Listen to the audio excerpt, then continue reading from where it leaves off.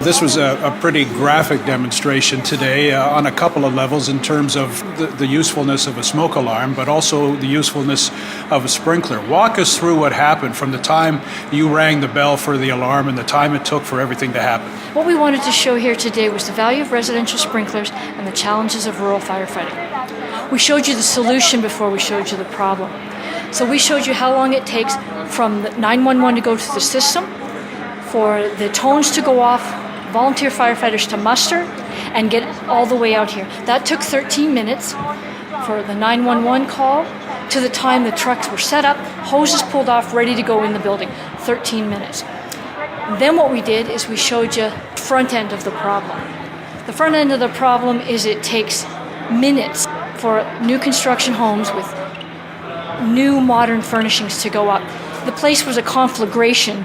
The smoke detector went off right away. The contents in the room were up within 3 minutes. Well, 3 minutes isn't going to cut it. It took 3 minutes to get to muster and get to the fire hall. So what we showed was waiting for our water to be the first water is not a viable solution.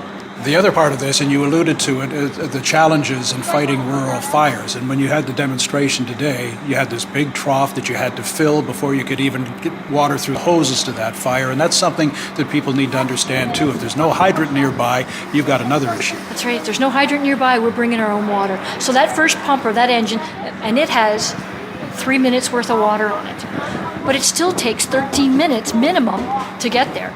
Time in a fire, time is not your friend. Then what we showed was the sprinkler group. The working smoke alarm in both cases did its job and same amount of time, but when the sprinkler went off at 2 minutes, it virtually put that fire out. The value of that is we're clawing back the escape time that we've lost. We used to have 15 to 20 minutes of escape time when we had lath and plaster. You're my age. Do you remember timber fondly when houses were built out of timber? I remember timber fondly. I remember silk drapes and wool rugs and whatnot. It doesn't burn as fast. The new stuff is like solid gasoline, better living through chemistry. It goes up. We need to claw back that escape time. And we're not advocating sprinklers over smoke detectors and home escape planning.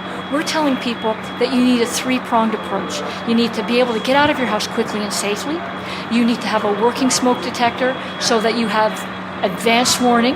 And then you need to have the sprinklers there for safe exiting. How difficult is this going to be for you to convince people that they should have a sprinkler system? I know it's an uphill battle. When people understand what they've lost with the escape time, when people understand the toxicity of their home when it catches on fire, and the ongoing healthcare cost of compensable cancer, when they understand the ongoing cost of a burn victim, the ongoing cost of continually soaring insurance rates, they'll see the difference. It's not 15 minutes anymore, it's 4.